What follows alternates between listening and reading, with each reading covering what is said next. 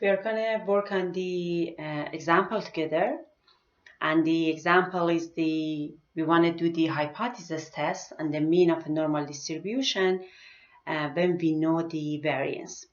So I'm going to read the example, and you can see it on the bottom of the page as well.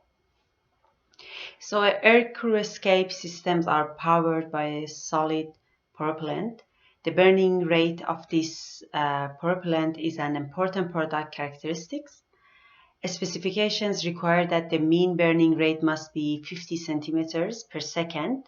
So from here we can say that what's the mu null here? Our mu null is the 50 so far. We know that the standard deviation of the burning rate is sigma equal to 2 centimeters per second. The experimenter decides to specify a type 1 error probability, which type 1 error is alpha, right? So it's the significance level of alpha equal to 5%, and selects a random sample of n equal to 25 and obtains a sample average burning rate of the x bar equal to 51.3 centimeters per second. What conclusion should be drawn? So when we are looking at this example, the first thing is that we are interested to find out mu, and when you read the question, you will see that we know the sigma. So what are we going to do? We have the steps here, right? So the first thing is that we want to see that which category we are working on. So it's the category number 1, right? So the first step is my parameter of interest. I would write down here my parameter of interest.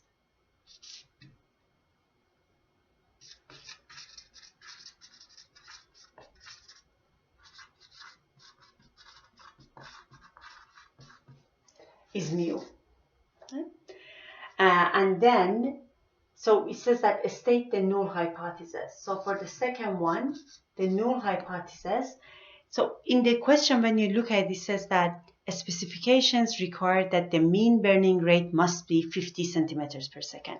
So I would say my null hypothesis mu is equal to 50, right? So then the alternative hypothesis is going to be mu not equal to the 50. So I would say mu not equal to 50. The fourth step is that choose alpha. So in the question, it says that our significance level or the type 1 error probability is equal to 5%. So I would write down my alpha is equal to 5%. So from here, I can go and find out what's going to be the z value.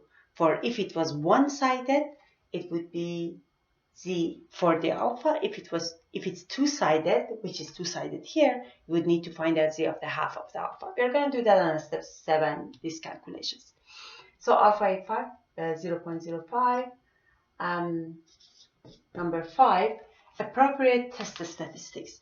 So with this one, we know that when we are on the category number 1, our test statistics is going to be x bar minus mu divided by sigma over the square root of n. I wrote down my test statistic as well.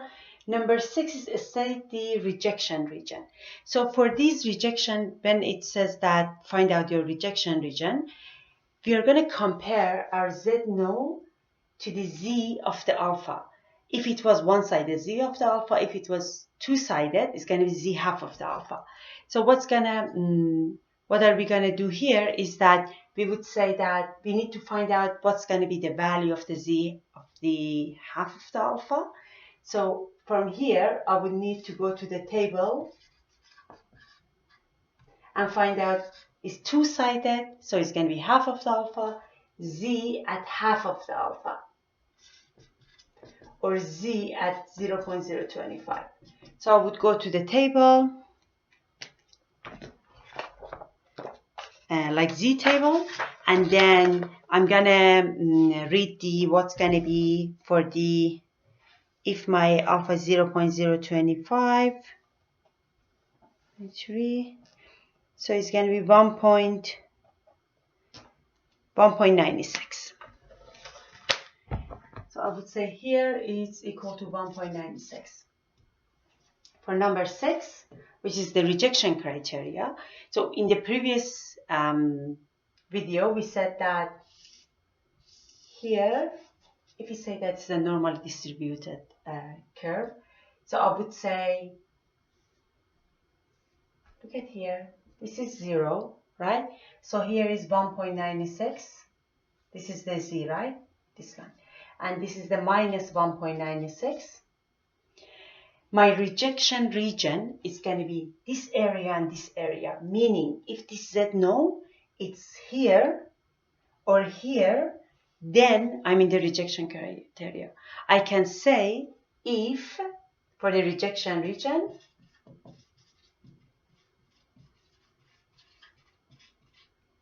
I can say this z null, right, less than minus 1.96 or greater than 1.96.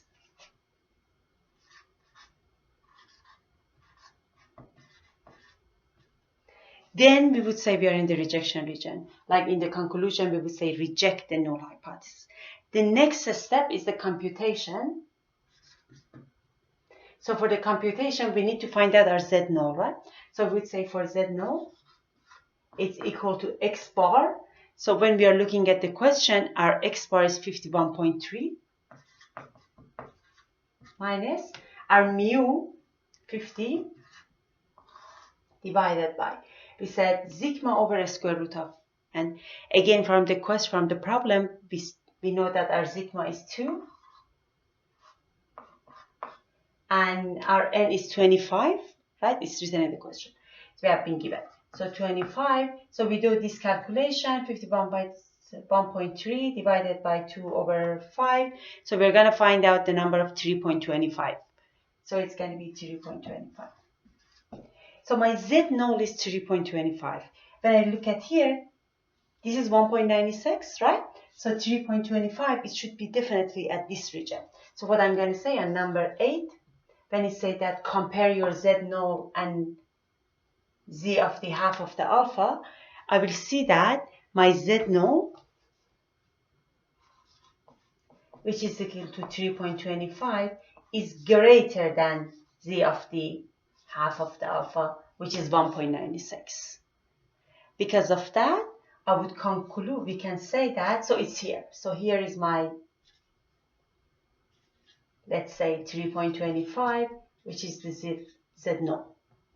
So I would say from here, my z null is greater than z of half of the alpha.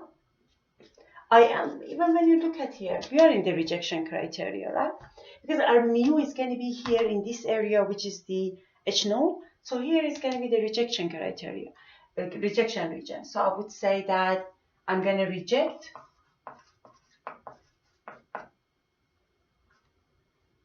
the null hypothesis, or I'm going to reject that mu is equal to 50. So this is the example. So for the conclusion, we reject the null hypothesis. So it's like that we would say that we conclude that the mean burning rate differs from the 50 centimeters per second. And based on the sample of the 25 that we have measurement. In fact, there is a strong evidence that the mean burning rate exceeds these 50 centimeters per second because we are in this area. So this is the example for the category number 1. We have another examples for the other categories as well.